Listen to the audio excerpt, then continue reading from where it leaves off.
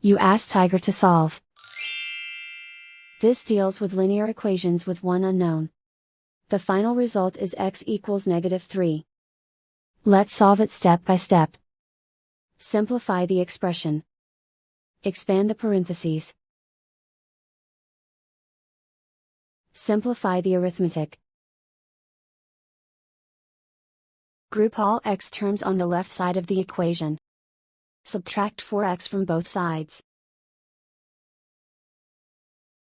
Group like terms.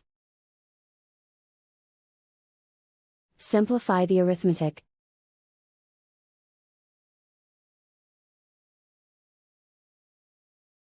Group all constants on the right side of the equation.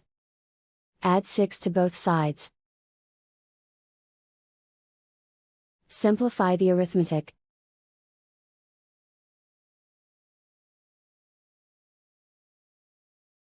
Isolate the x. Divide both sides by -2. Cancel out the negatives.